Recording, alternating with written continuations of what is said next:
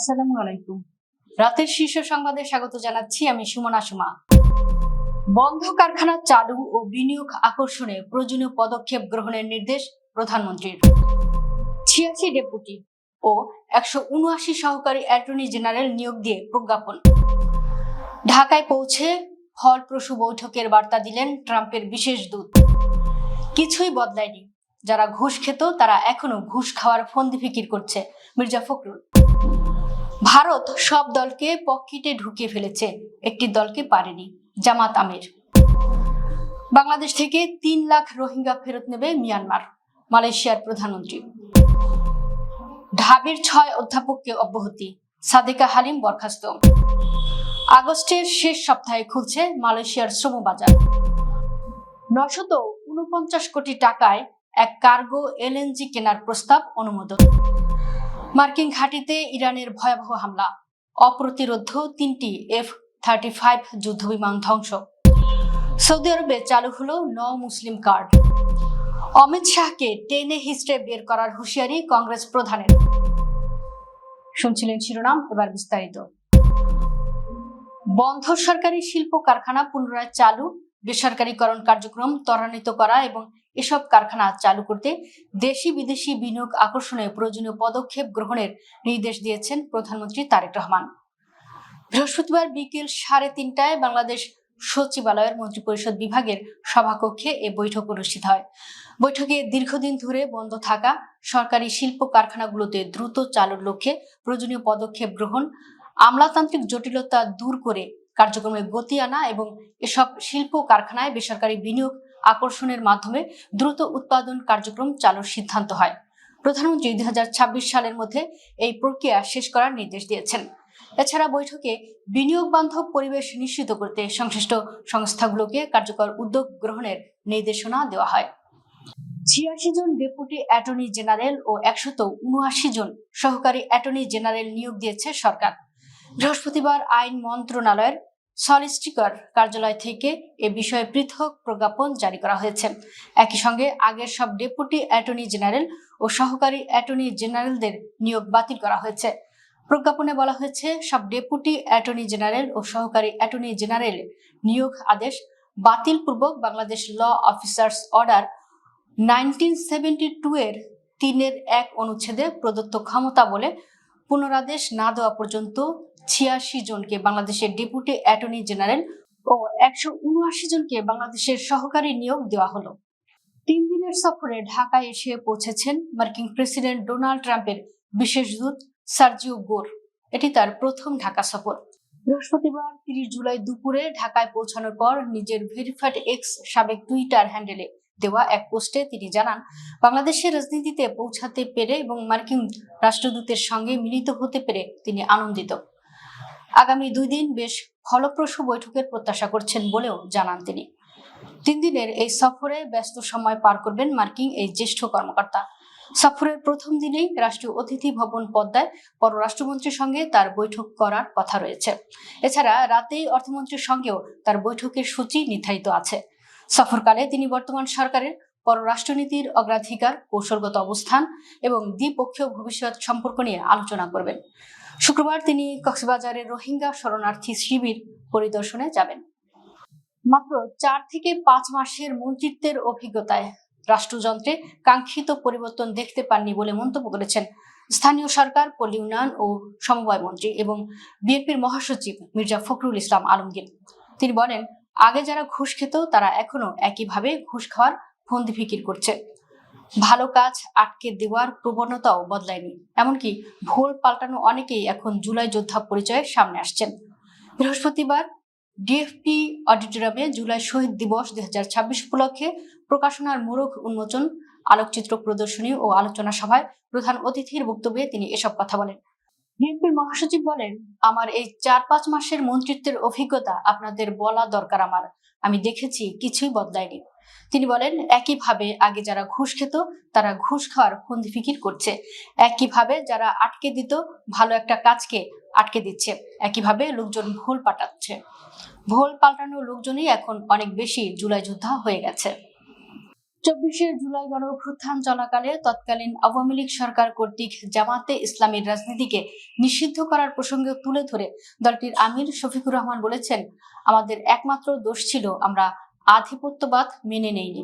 তিনি দাবি করেন, ভারতের সম্প্রতি শেষ হওয়া ছাত্র আন্দোলনের পেছনেও জামাতকে দায়ী করা হচ্ছে, কারণ সব রাজনৈতিক দলকে নিয়ন্ত্রণে আনলেও জামাতকে বশে আনা যায়নি। বৃহস্পতিবার সকালে রাজধানীর কাকরাইলে institute of diploma engineers Bangladesh ভবনের কাউন্সিল হলে জুলাই গণঅভ্যুত্থানের শহীদ পরিবার ও আহত জুলাই যোদ্ধাদের নিয়ে আয়োজিত এক মতবিনিময় সভায় প্রধান অতিথির বক্তব্যে তিনি একথা বলেন। ঢাকা মহানগর জামাতের উত্তর ও দক্ষিণ ইউনিটের উদ্যোগে অনুষ্ঠিত এ সভায় সভাপতিত্ব করেন মহানগর দক্ষিণের আমির নুরুল ইসলাম বুলবুল। বাংলাদেশ থেকে 3 লাখ ও মালয়েশিয়া থেকে 5,000 রোহিঙ্গা নাগরিককে মিয়ানমার ফেরত নেবে বলে জানিয়েছেন মালয়েশিয়ার প্রধানমন্ত্রী আনোয়ার ইব্রাহিম। বুধবার মালয়েশিয়ার পশ্চিম উপকূলীয় প্রদেশ নেগেরি সেমিলানের চেনহা শহরে আয়োজিত এক জনসভায় এসব কথা জানিয়েছেন তিনি। দেশটির গণমাধ্যম দ্য স্টার প্রতিবেদনে জানিয়েছে, জনসভায় প্রধানমন্ত্রী ইব্রাহিম বলেছেন, আমাদের নাগরিকেরা বলতেন যে রোহিঙ্গাদের ফেরত পাঠান, কিন্তু কোথায় আমরা তাদের ফেরত পাঠাতাম? মিয়ানমার তো তাদের গ্রহণ করতে রাজি ছিল না। ইব্রাহিম বলেন, সম্প্রতি তারা মালয়েশিয়া থেকে 5,000 এবং বাংলাদেশ থেকে 3 লাখ রোহিঙ্গাকে ফেরত নিতে রাজি হয়েছে। কিভাবে এটা সম্ভব হলো? সম্ভব হয়েছে এ কারণে যে আমরা তাদের সঙ্গে আলোচনা করেছিলাম। এ কারণেই মালয়েশিয়ার সঙ্গে ভালো সম্পর্ক রাখা জরুরি। এসব ক্ষেত্রে সতর্ক কূটনৈতিক প্রয়োজন, বলেন মালয়েশিয়ার প্রধানমন্ত্রী। জুলাই গণঅভ্যুত্থানের সময় শিক্ষার্থীদের বিরুদ্ধে অবস্থান নেওয়া সহ বিভিন্ন অভিযোগে ঢাকা বিশ্ববিদ্যালয়ের সমাজবিজ্ঞান বিভাগের অধ্যাপক ও জগন্নাথ বিশ্ববিদ্যালয়ের সাবেক উপাচার্য ডক্টর সাদেকা হালিমকে সাময়িকভাবে বরখাস্ত করার সিদ্ধান্ত নিয়েছে বিশ্ববিদ্যালয় প্রশাসন। এছাড়া গণ অভ্যুত্থান কেন্দ্রিক অভিযোগের তদন্ত শেষ না হওয়া পর্যন্ত আওয়ামীপন্থী নীল দলের রাজনীতির সঙ্গে সম্পৃক্ত 6 অধ্যাপককে সব ধরনের একাডেমিক ও প্রশাসনিক দায়িত্ব থেকে অব্যাহতি দেওয়া হয়েছে। বৃহস্পতিবার বিষয়টি নিশ্চিত করেছেন সিন্ডিকেট সদস্য ও বিশ্ববিদ্যালয়ের উপ উপাচার্য অধ্যাপক ডক্টর আব্দুস সালাম এবং উপ উপাচার্য অধ্যাপক ডক্টর মোহাম্মদ আল মোজাদ্দেদি আল ফেসানি। এর আগে মঙ্গলবার রাতে বিশ্ববিদ্যালয়ের সিন্ডিকেট সভায় এসব সিদ্ধান্ত নেওয়া হয়। আগামী আগস্টের শেষ সপ্তাহ থেকেই বাংলাদেশি কর্মীদের প্রথম ব্যাচ মালয়েশিয়ায় যেতে শুরু করবে বলে জানিয়েছেন প্রধানমন্ত্রীর উপদেষ্টা মাহদি আমিন। বৃহস্পতিবার কুয়ালালামপুরে অবস্থিত বাংলাদেশ হাই কমিশনে আয়োজিত এক সংবাদ সম্মেলনে তিনি একথা জানান। সংবাদ সম্মেলনে উপস্থিত ছিলেন শ্রম ও কর্মসংস্থান এবং প্রবাসী কল্যাণ ও বৈদেশিক কর্মসংস্থান মন্ত্রী আরিফুল হক চৌধুরী। মাহদি আমিন বলেন, সবকিছু ঠিক থাকলে আগামী আগস্টের শেষ সপ্তাহ থেকেই বাংলাদেশি কর্মীদের প্রথম ব্যাচ মালয়েশিয়ায় যেতে শুরু করবে। প্রতি MMBTU 22.35 মার্কিন ডলার দরে এক কার্গো তরলীকৃত প্রাকৃতিক গ্যাস কেনার প্রস্তাব অনুমোদন করেছে সরকারি ক্রয় সংক্রান্ত মন্ত্রিসভা কমিটি। সিঙ্গাপুর ভিত্তিক ভিটল এশিয়া পিটিআই লিমিটেড থেকে প্রায় 949 কোটি 43 লাখ টাকা ব্যয়ে LNG কেনা হবে। আগামী 15 থেকে 16 আগস্ট সময় LNG সরবরাহ করবে কোম্পানিটি। বৃহস্পতিবার সচিবালয়ে অনুষ্ঠিত সরকারি ক্রয় সংক্রান্ত মন্ত্রিসভা কমিটির সভায় জ্বালানি ও খনিজ সম্পদ বিভাগের এ প্রস্তাব অনুমোদন দেওয়া হয়। সভায় সভাপতিত্ব করেন অর্থমন্ত্রী আমির খসরু মাহমুদ চৌধুরী। মন্ত্রী পরিষদ বিভাগের প্রেস বিজ্ঞপ্তিতে এ তথ্য জানানো হয়েছে। প্রেস বিজ্ঞপ্তিতে বলা হয়েছে, জ্বালানি ও খনিজ সম্পদ বিভাগের প্রস্তাবের পরিপ্রেক্ষিতে পাবলিক প্রসিকিউটরমেন্ট বিধিমালা 2025-এর বিধি 105-এর 3-এর ক অনুসারে আন্তর্জাতিক কোটেশন পদ্ধতিতে LNG কেনার এ প্রস্তাব অনুমোদন করা হয়েছে। এটি 2026 সালের জন্য কেনা LNGর 42তম কার্গো। জর্ডানের আল আজরাফ বিমান ঘাঁটিতে ক্ষেপণাস্ত্র হামলায় 3টি মার্কিন F-35 যুদ্ধ বিমান সম্পূর্ণ ধ্বংস হয়েছে বলে জানিয়েছে ইরান। এছাড়া আরও 3টি যুদ্ধ বিমানের ব্যাপক ক্ষয়ক্ষতি হয়েছে বলেও দাবি করেছে দেশটি। ইরানের রাষ্ট্রীয় সংবাদ সংস্থা ফার্সেসের বরাতে বৃহস্পতিবার আল জাজিরার প্রতিবেদনে বলা হয়, এক বিবৃতিতে ইরানের বিপ্লবী গার্ড বাহিনী জানিয়েছে, কিরসম দ্বীপে যুক্তরাষ্ট্রের হামলায় 2 দম্পতি ও তাদের সন্তান নিহত হওয়ার প্রতিশোধ হিসেবে চালানো হয়েছে এই হামলা। IRGC আরো জানায়, তাদের মহাকাশ ও ক্ষেপণাস্ত্র বাহিনী কয়েকটি ব্যালিস্টিক ক্ষেপণাস্ত্র দিয়ে আল আজরাফ বিমান ঘাঁটির একটি র্যাম্প ও রক্ষণাবেক্ষণ শেডে হামলা চালায়। ওই শেডে রাখা হয় মার্কিন F-35 যুদ্ধ বিমান। আইআরজিসির দাবি, হামলায় 3টি F-35 যুদ্ধবিমান পুরোপুরি ধ্বংস হয়েছে এবং আরও 3টি যুদ্ধবিমান ব্যাপক ক্ষতির মুখে পড়েছে। সৌদি আরব এবার ইসলাম গ্রহণে আগ্রহী ব্যক্তিদের জন্য মুসলিম কার্ড সেবা চালু করেছে।